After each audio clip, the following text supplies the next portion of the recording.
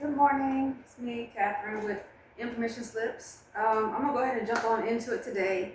I want to go ahead and finish what we started the last video, and I want to really finish up this portion of it because I want to move forward with the um, spiritual knowledge that I can pull from it.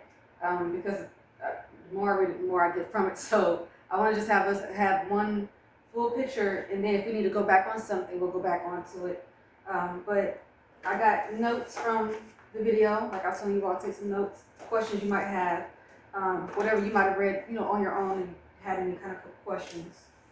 I'm gonna go ahead and just start this with a prayer and go ahead and get through it.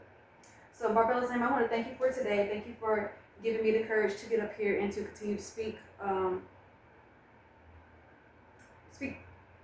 the truth and to bring my consciousness and understanding of the word to life in hopes of helping someone else bring life or see it in a different way. I pray that as I go throughout today or go throughout this message that I continue to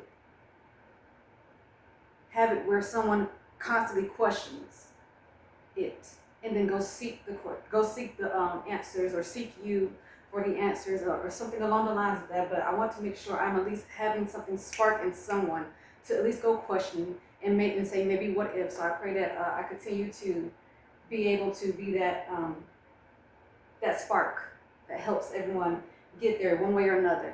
And I pray that in Barbella's name, Sula. Like I said, we won't go ahead and get through it today. So last time we were on,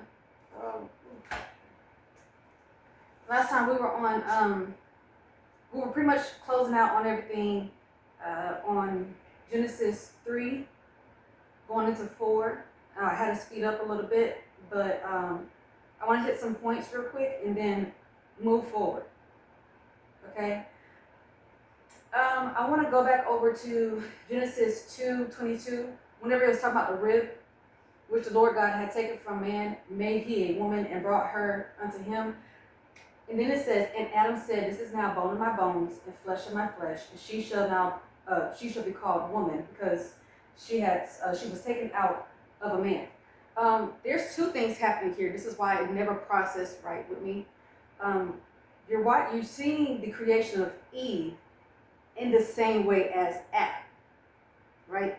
Or man. They have the same build, right? Same makeup from the dirt and everything else. And they are equals. Now, something that's different about Eve is that she has something divine in her. Now, they're divine beings, but Eve has like the creator God's essence in her. And that comes from Adam. So 222 is the makeup of woman the same way man was made, right? Same way he was made. Probably not being take from the man, brought him woman. It was, I guess, the blueprint of how the man was made. Excuse me.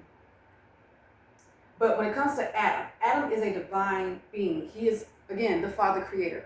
So if you're saying, this is now bone of my bone and flesh of my flesh, she shall be called woman because she was taken out of a man. He is talking as a divine being. The same way Barbello begot him, right? Bone of her bone, flesh of her flesh. He, they, right? Or he, them, which one of those two. It begot. She didn't have any sex or anything of the sort to create him. She had him. She begot him, and the Father begot Yahweh, right? So Eve has something divine in her. She has a divine connection, which is Adam's rib, right? This is why he claims her as bone of his bone, bone of my bones, and flesh of my flesh. This is in the same essence as Barbello did with Adam. Okay, this is why she blessed him. And that goes over to Genesis 5:2. And then you can go back over to the other page where it was talking about God creating everything else.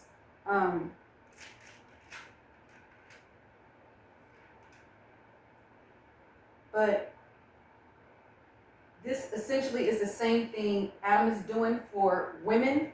And I don't know if this is for men. This is why I paused on it. But I know him claiming women, right? He is blessing women, saying we are all equals to him right now. Get it? Women are the creators, right? But he is also the father creator. So he has something that we don't have at the moment that she needed in this bodily form, right? To be able to properly create her and carry out the divine plan that was happening anyway. So Eve had a divine connection to Adam because of that rib. However, that may have happened. So to me, logically, it's not going to happen coming out of nobody's rib. It's just not that. But I'm also thinking on this level, right? I can't speak on a whole different level, in a whole different realm, in a whole different dimension. I can't say how that happens. So I wouldn't put it past the Father Creator to be able to do it if the Mother Creator did it, right? I wouldn't put it past them. I got to remember there's two different things happening here. So Eve got the makeup of is Adam. Eve is man's, woman is man's equal. Eve is Adam's equal. Eve is also Adam's equal. Eve, I believe, is Barbello's equal as well. Like, that's her, right? But everything has to process in time. That was just something I picked up last time, and I wanted to go ahead and speak on it.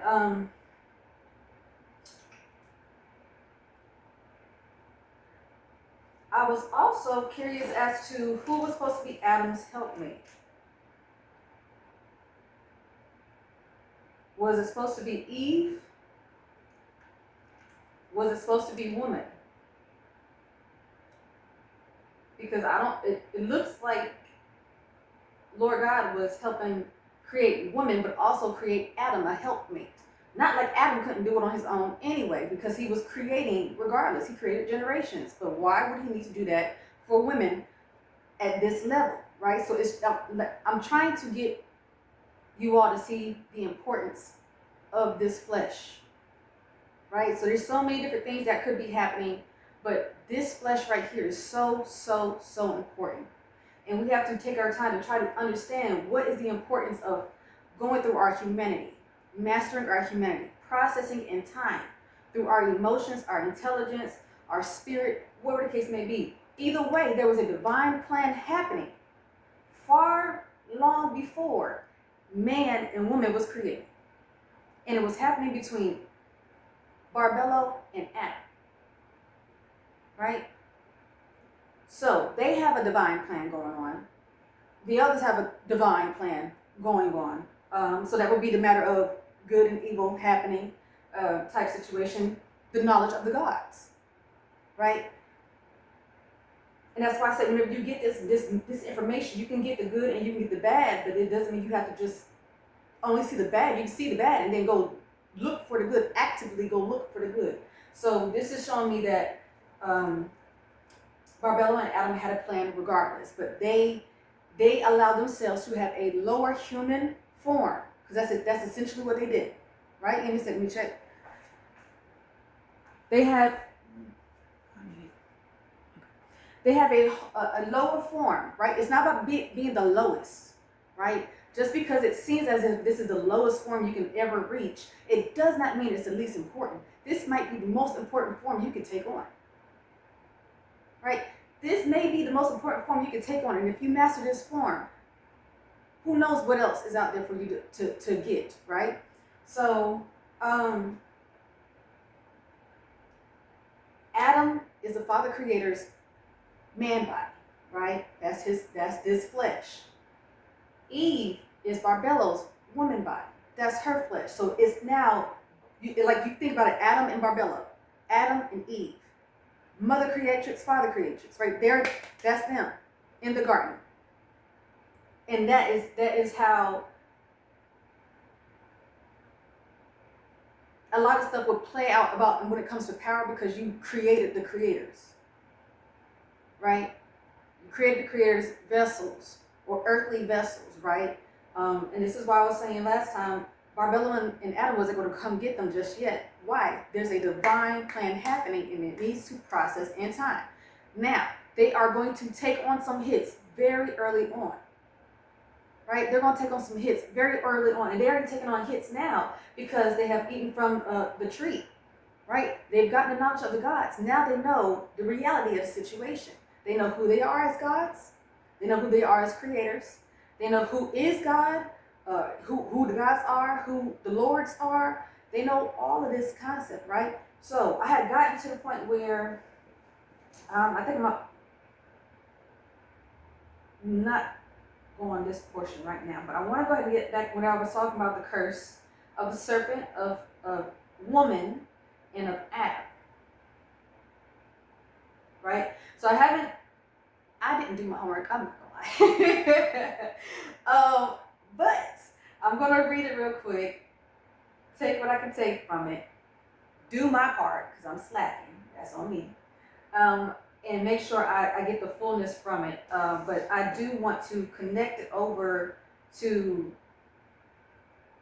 their children once it gets to that point. So in Genesis 3:14, it says, and the Lord God said unto the serpent, because thou hast done this, thou art cursed above all cattle and above all beasts of the field. Upon the belly shall thou go, and dust shall thou eat all the days of thy life. Again, the Lord God made the serpent. And just as much as Lord God is a man, because I forgot to say that last time. When he breathes his breath of life into you, into man and woman, that is his spirit. Right? Some of his presence is in there. Right? So he takes on a man bodily form. Like I'm sure you had to breathe your life into the woman. Right?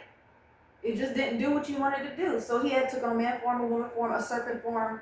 It said he created the serpent. I forgot where I got that from, where he took on that form. But he did create the serpent to do what he intended. He didn't warn them about the serpent. Is the main point. He warned them about the tree, didn't warn them about the serpent. So that's the curse of the serpent. Then you have, and I will put enmity between thee and the woman, so the serpent and the woman, and between thy seed and her seed, the serpent's children and the woman's children. What children do the serpent have? Is this a female serpent? Is there another serpent? You got children?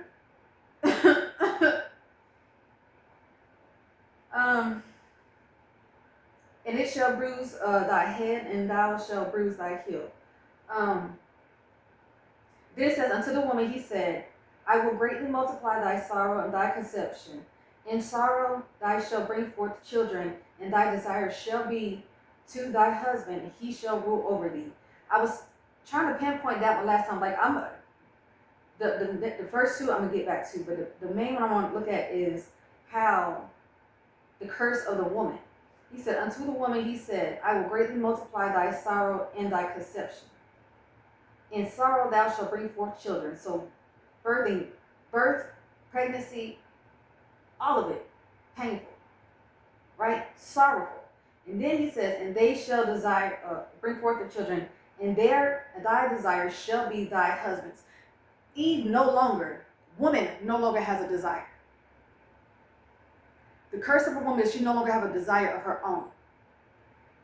Right? You can no longer have a desire of your own. Why? Now it's of your husband's. Right? And he shall rule over thee. And now I don't even have dominion over myself. I don't even own myself. Right? I have no rights to me. My husband has all the rights. So I have no desire for myself. I have no rights to myself.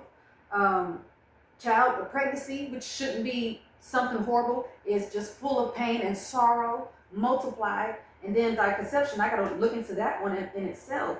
But if you as Eve just found out you were Barbella, the mother creatrix, over everything.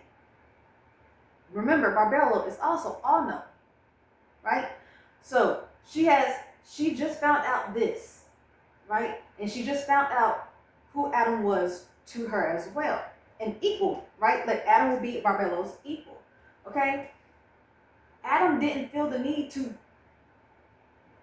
do anything other than what he was instructed to do.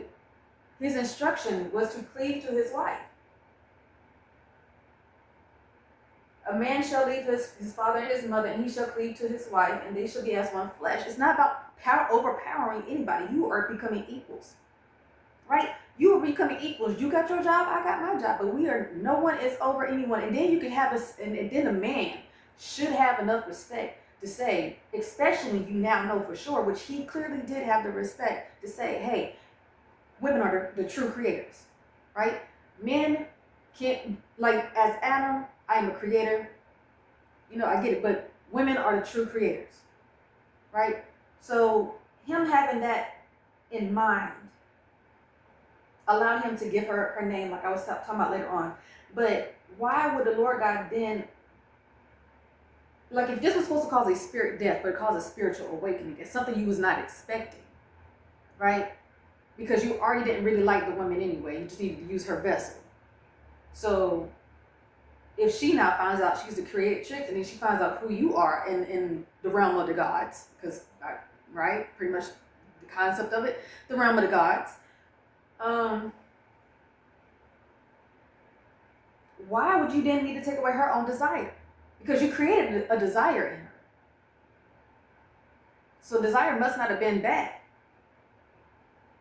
right? Eve had her own desires, just like Adam had his own desires. That's why they didn't go to the tree anyway until something made it seem desirable. But Eve no longer has any desire for woman, no longer has any desire of her own. And then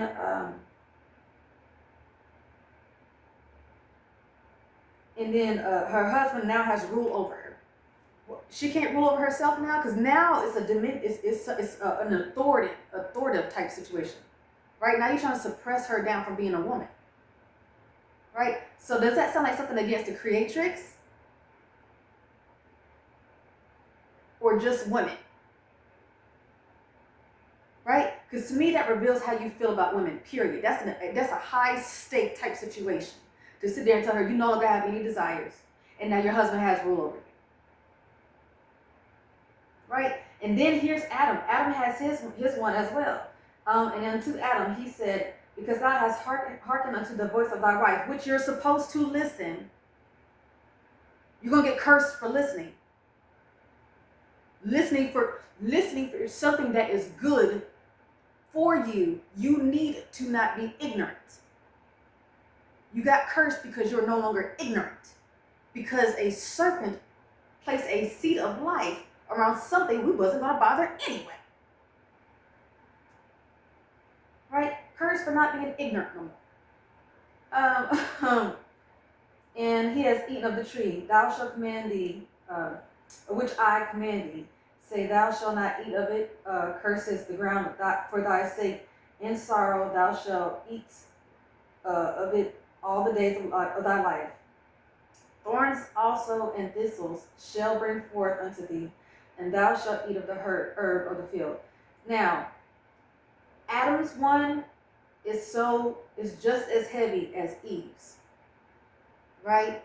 His is just as heavy as Eve's, because what they're about to go experience is immense sorrow, right?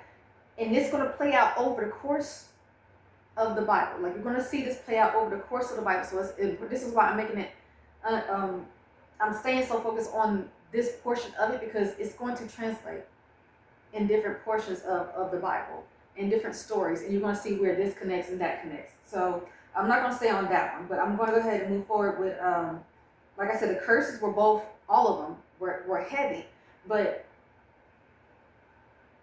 is the Lord God enforcing the curse on the serpent? Because who's enforcing the curse on Adam and Eve? And how long until this curse breaks off? Excuse me. So, we're going to move on down to Okay, Genesis 3:22. And the Lord God said, Behold, the man is become as one of us, to know good and evil, the knowledge of the gods. And now, lest he put forth his hand, and take also from the tree of life, and eat and live forever. Now, tree of life, okay? Tree of life and the other one, knowledge of good and evil, was spoken of in Genesis.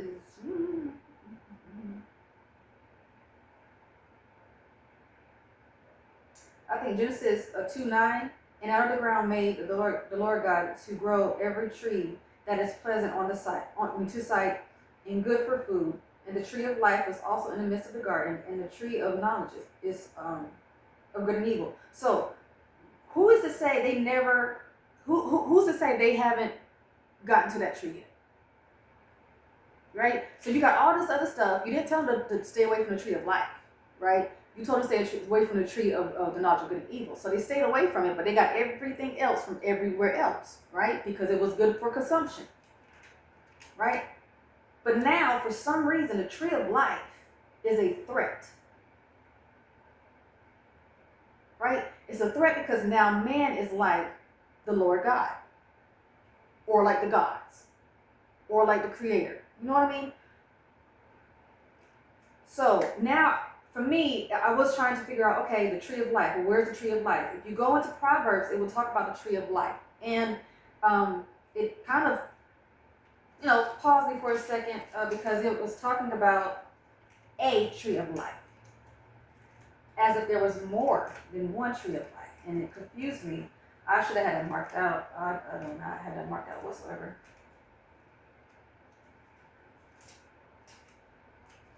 It's in Proverbs.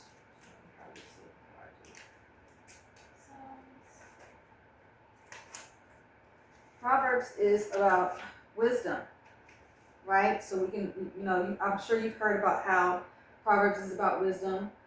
In the first portion of Proverbs, it gives you a strong indicator of exactly what you're to expect out of this text, right? The kind of information you're supposed to expect out of it. Now, where did I see the tree of life at?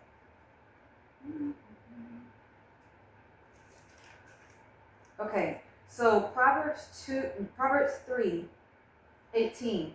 She is a tree of life to them that lay hand upon her, and happy is every one that retaineth her. And the Lord by wisdom has founded the earth, and understanding has been established in the heavens. When I tell you there's so much in this text alone, but we're going to stick with how wisdom is the tree of life, right? And it says, is a tree of life. So I'm assuming there might possibly be more tree of lives. Like, well, why not, right?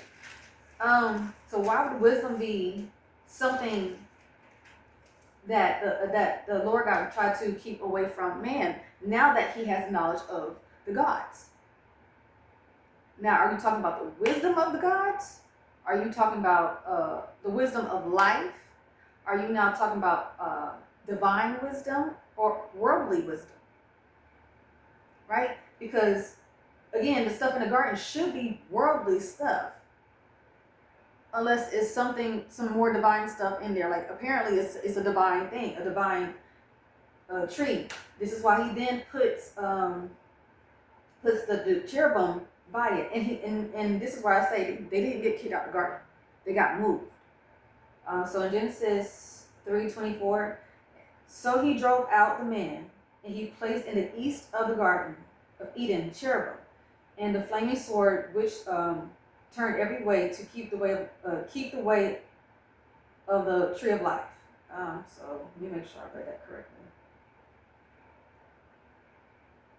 So he drove out the man, and he placed at the east of the garden cherubim. So I don't know. Therefore, Lord God set him forth from the garden to till the ground from whence he came. It says, therefore, Lord God sent him forth from the garden.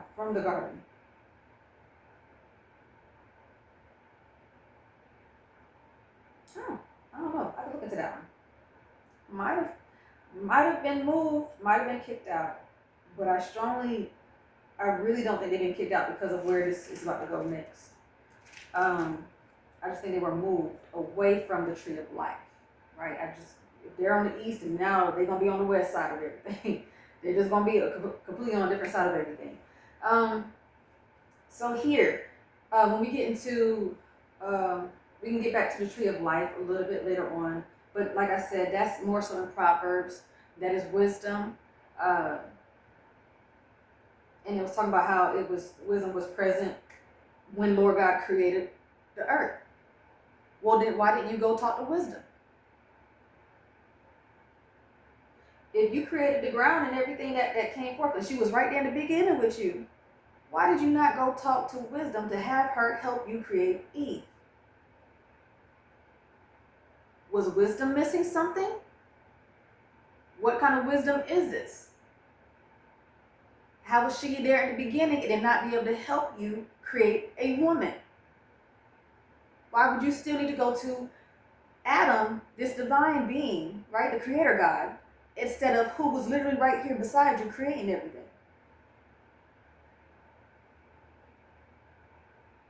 Was this worldly wisdom or was this divine wisdom?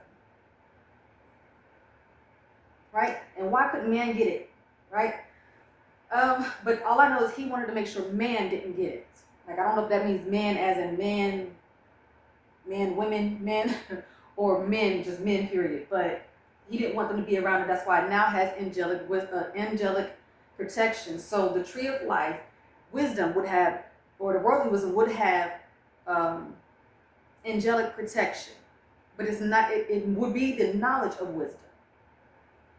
Get where I'm going with that? It would be the knowledge of wisdom. It wouldn't be wisdom or divine wisdom. Like, if Eve's wisdom might have been higher than the tree of life. Right? Because she's processed in time. If you have the knowledge of it, you're not processing in time, but you have the identity of it, right? You have the idea of it. But Lord God should have been able to go to wisdom to co-create with her, the feminine, to create Eve. He should not have had to go to Adam by any means, right? Let me make sure this is still going. And I know that was Adam's, clearly that was Adam's job. And this is also something to take note of. Adam, the divine Adam's job. Then you have the earthly Adam's job, or the human Adam's job. He was doing the same thing Adam was doing, naming, I think he was naming, identifying everything.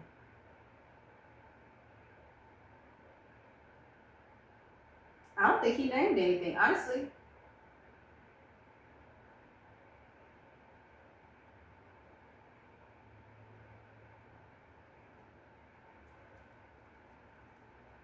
I think he was just being. I think Adam was just being. I don't think he named anything. I think Adam, like, man didn't name anything. Adam named everything.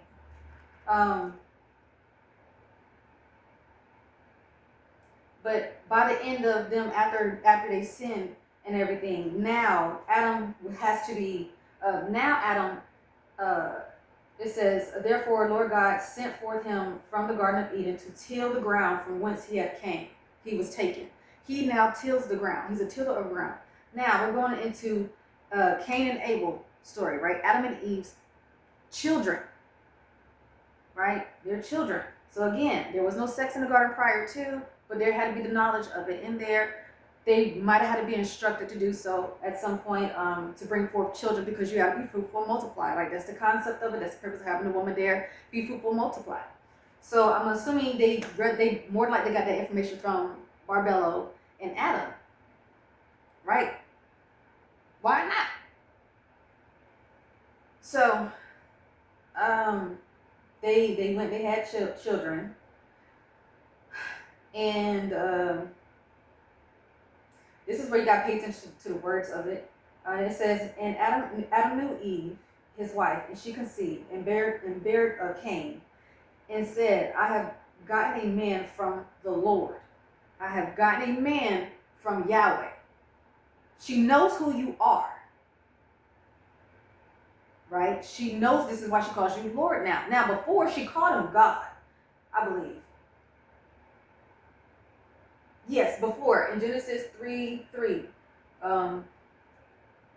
Read Genesis 3:3 where it says God. So she called him God before she knew the knowledge of the gods. Now she calls him Lord, right? Not Lord God. She just calls him Lord by his appropriate title. Because now she has the knowledge of the gods identities, right? And it says, and she again bared his brother Abel. And Abel was a keeper of the sheep.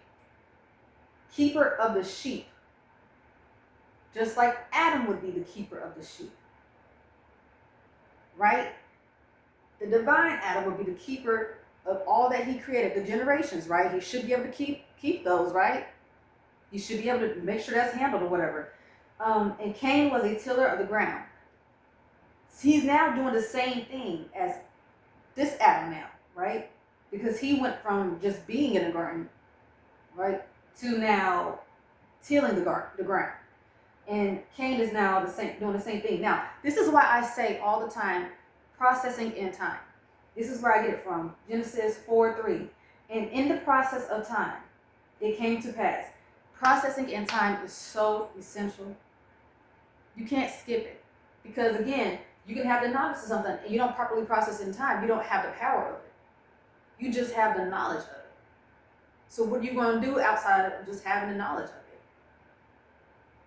Right? You need to process in time through that knowledge. You need to process in time through that experience. Okay? So, again, everybody's connected here. Now, when you say Cain, when you think about their children, because they had 3 children. They had Cain, they had Abel, and they had Seth. Seth? Is it Seth? Yeah, Seth. They had Cain, Abel, and Seth. Now, if Adam and Eve are already awakened, they're already intelligent, right? They now have the knowledge of the gods. They now have the worldly knowledge. They are now holy spirits, holy beings. They're just all in all the mother and father creator, right? And they're connected to their higher self. So they're going to know just about as much as they need to know in the time they need to know this stuff, right? So they would raise their children in the same way. They would raise their children in the same way, right? So if you think about this from the concept of even Adam and Eve being children, were they born in the garden? Right? Because these boys were born in the garden. And these boys came from sex, and this will be relevant later on. Right? So now you got the mother and father creator having children. Now, by sex, having children now. Okay?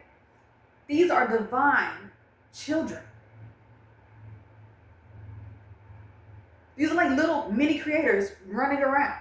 Like, these are divine children. And then they're also raised, awakened. Right? So they're very conscious children. Very, very conscious children.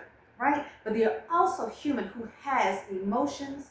And as a baby, a toddler, whatever the case may be, you going through your emotions as new parents. Because that's what Adam and Eve were. They were new parents. Who was helping them parent them children? It had to be the mother and the father, right? Unless Yahweh was giving some parenting advice somewhere. Yeah.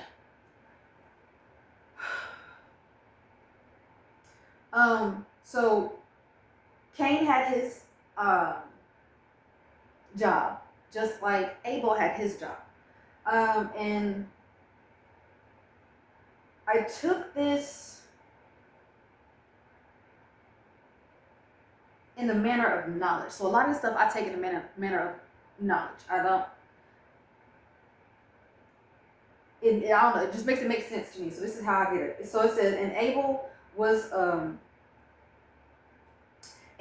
he also brought of the firstlings of his flock, and they were fat, therefore. And the Lord God had respect unto Abel to his offering. So to me, firstlings of your flock, of your sheep, of your knowledge, of your creation, right? Whatever knowledge that was, I guess he had to offer it in front of the Lord, right? He had to offer it in front of Yahweh or show it to Yahweh for some reason, for whatever reason, right? And he had respect onto it. So now, what does respect mean here? Does respect, because to me it means it's either you respect the person because you have respect, or you fear it. Like, I fear you, I would never cross that line. Or I just have boundaries and I respect what you're doing. Right? I'm not intimidated by it. Right? I'm not gonna sit there and act all kind of crazy for it. So Abel brought forth his knowledge of something, his firstlings, and then Cain also did the same thing, but Cain got a different reaction. But unto Cain and to his offerings, he had no respect. So you have respect for Abel's knowledge, but you didn't have respect for Cain's knowledge. Well, why not? They're being raised the same way, I'm assuming. Right? They're being raised the same way. They're being raised by the mother and father, right?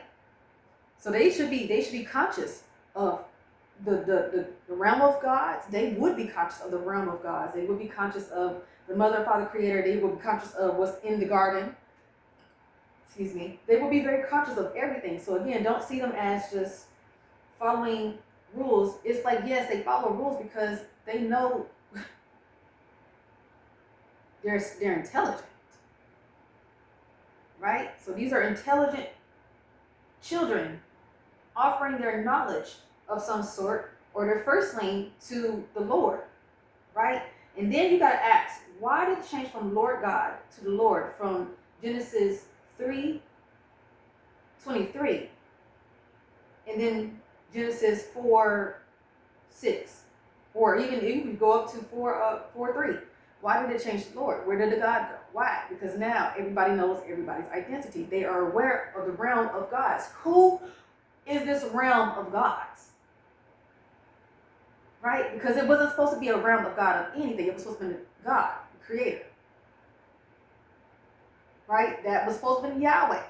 That's why they were content with everything. Right? That's why they were content with everything. And the Lord said unto Cain,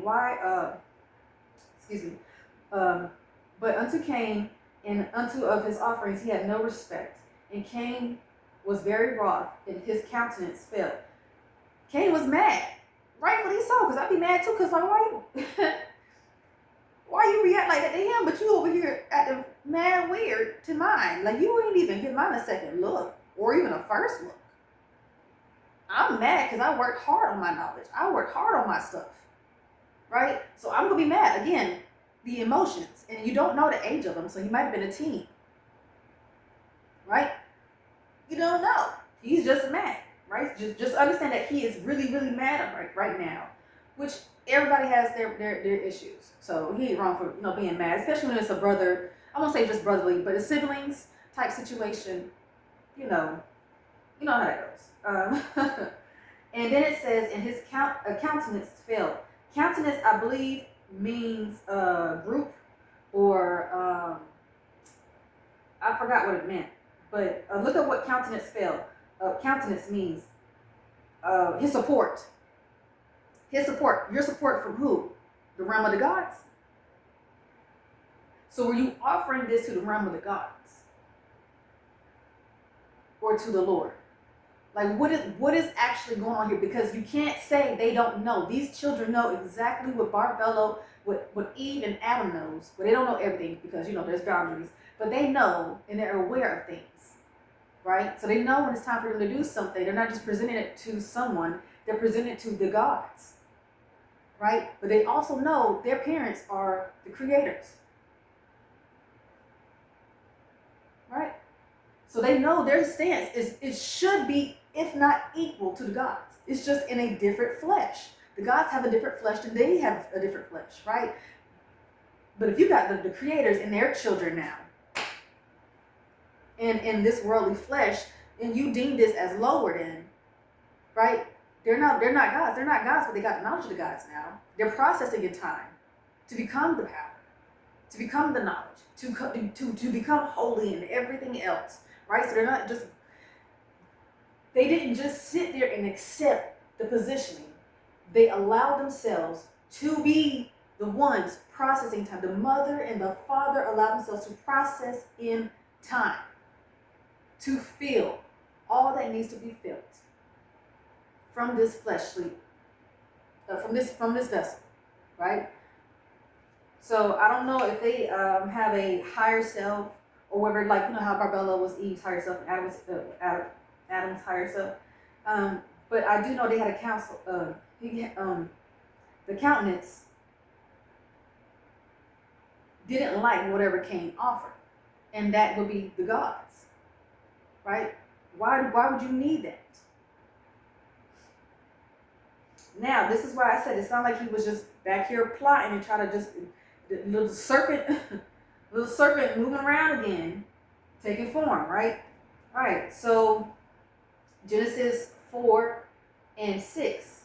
So now you know Cain is upset and feels very, very disrespected, not only by the Lord, but by the realm of the gods. He feels very disrespected. He is very upset, rightfully so. And again, you don't know if he's a teen or if he's a grown man. Either way, when you put all this work in, you expect some kind of a better reaction, especially, and then it's a sibling situation, right? We got two totally different jobs or knowledges or whatever the case may be. You know? So now he's already in his feelings. And then we go to, like I said, 4:6, Genesis 4:6. And the Lord said unto Cain, why art thou wroth? Stop asking me the questions you know the answer to. You know the answer to it. What do you mean? Right? And why hast thou countenance fallen? You up there with them. I don't know why did it fall. What did y'all see that I didn't see? You explain to me. Stop asking me this stuff. It's pissing me off even more. Excuse me. And if thou does it well, thou shalt not be accepted. If thou does it well, shalt thou not be accepted. And if thou does not well, sin lieth at the door. Why are we talking about sin? Right? This should be a moment where you are comforting him, because he didn't get a reaction. He not just from one, but from how many other gods was on his side. And I don't know if there will be a separation of gods on one side or the other side, or whatever the case may be. I mean, like, you got your good and evil, so it depends on whoever his countenance was. Let me see real quick. I'm not 42. All right, so again, he's already upset. You're asking him questions you know the answer to because you were there, right? And you the one that didn't have any respect for it, but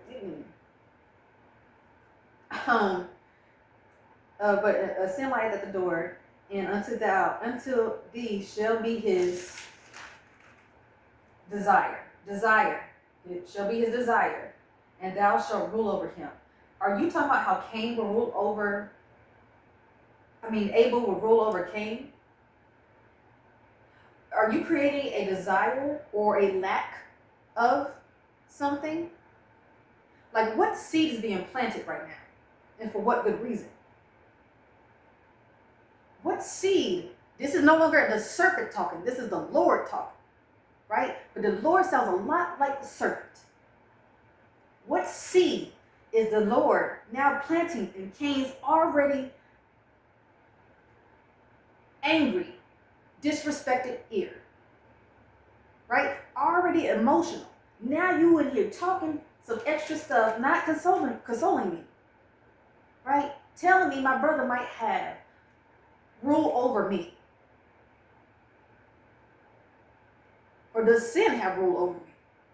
Or what does what have over me? Like, what are you talking about here? Because you're talking about something that's just going to make me all the more mad. And then in the very next part of it, it says, and Cain talked with Abel, his brother, and it came to pass, when they are in the field, and Cain rose up against Abel, his brother, and slew him. Now, what did you just say to that boy to make him kill his brother? He was already mad and felt disrespected. What did you just tell him or create in him to now create such a reaction, because it wasn't a desire, it was a reaction of fear, right? He planted a seed in Cain's ear that flourished fairly quickly, right? It flourished fairly quickly because now he just reacted out of emotion, and you're going to see where he feels regretful for all this, okay? He's going to feel so regretful for all this because now that was an emotional move, and now I murdered my brother, right? So now, take it back to Adam and Eve. Your son just got murdered by his brother. How are you going to feel with that, right? Your son just got murdered by his brother, okay? And there's not supposed to be any of that in the garden, as far as I know. There should be death in the garden. Or you're going to say sin brought it in. Okay, well then who and why did you not warn against the serpent? Because the serpent's a problem. At the end of the day, the serpent's a problem because they didn't mess with that tree until then. Right? And the Lord said unto Cain, where is Abel, thy brother? And he said, I know not, am I my brother's keeper? It irritates me because you ask me these questions and you know what's happening. You're orchestrating what's happening. You are actively orchestrating what is happening. And then you come ask like, I don't know what's going on, or you need to come tell me now because you did something bad and I know it. You orchestrated it. What do you mean?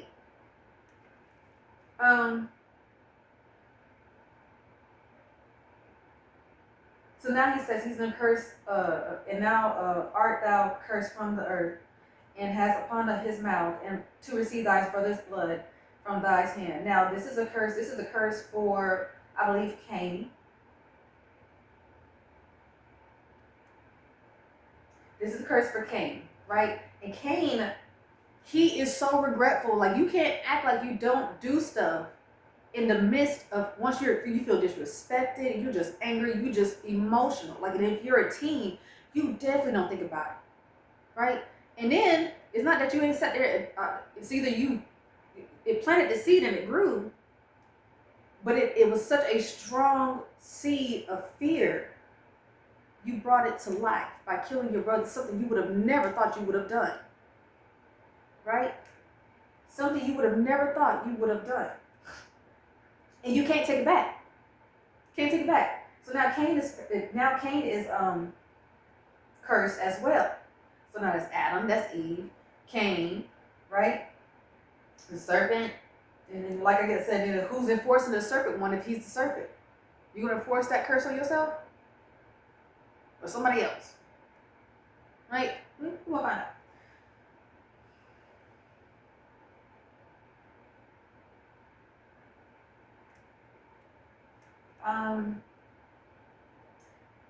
Here, the next one is whenever he then sends Cain.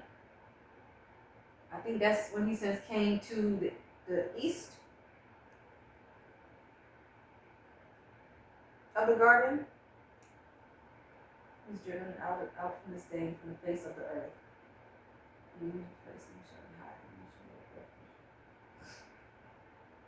That everyone that findeth me shall slay me. What else him talking? Excuse me.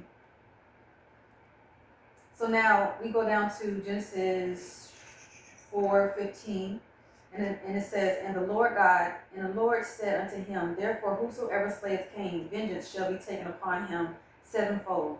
And the Lord set a mark on Cain, lest anyone finding him shall kill him. So he blessed Cain. He marked him and he blessed him after he gave him a curse. Right? If you blessed him, why did you not bless them as well? Right? At what point has he blessed his creation? Outside of it being Cain. As far as I know, this is the first portion of it where I've seen it was Cain that was blessed and marked by the Lord. Right? You should have done that with man, Adam. And then Cain went out from the presence of the Lord and dwelt in the land of Nod on the east of Eden. Right? So he's still in the garden. He's on the east of Eden. And if he's not on the east of Eden or in the garden, he's on right on the edge of it, on the east of it. and then therefore it'll go a whole bunch into his lineage. That's not even something really to skip over. The lineage is not something you skip over. Honestly, there's so much in that in itself. But you get down all the way to his lineage, his generations. Now, again, Adam and Eve didn't just lose one of their sons; they lost both their sons, their only two children, in the same day. Right? So one get banished to whatever side of the garden, the other one is murdered. Imagine the amount of sorrow they just experienced from one moment having their children and the next moment they're gone. And then it takes so long for them to have another child, right? And it's not like they didn't know something like this could happen because they got a knowledge, right? Why did Barbello and Adam not tell us this was going to happen? And then you can take it in the aspect of, okay, Barbello and Adam allowed this to happen to them, not anyone else. This is their children getting taken away, right? So before they have another child, Canaan had a whole lineage, like he didn't have generations, right? And then oh, I'm real close. Let me get this part out. And then Adam and Eve, after all those generations Canaan had, they then had another son, right? The son name is Seth. Now, this is why I say they never forgot any of this information, because now it says in Genesis 4:25, and called the name Seth, for God said, she has appointed me another seed instead of Abel, who Cain slew, right? And now this is where it's going to try to get back the control of everything. When you go down a little bit further, and it says, unto Seth, to him also there was born a son, and the son, and he called his name Enos. Then began men to call upon the name of the Lord. This is now switching the dynamic of Lord Creator, the God, right? Put him back in a position as God over mankind, right? Or at least over this portion of the lineage now, because Eve and Adam still knows what's going on.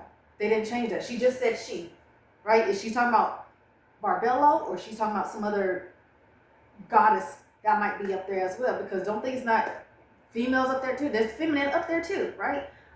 So I'm gonna say she was talking about possibly Barbello, because next one talks about Barbello, but I don't think I'm gonna have a chance to pray today. But I enjoyed this topic today, and I pray that next time I'll be able to really move forward and get those spiritual lessons from it. So thank you, Barbello, for all that you have done, will do, and are doing. And I pray they receive the message they need to receive today. And I pray that in Barbello's name. Sula. Oh, I got like 6 minutes.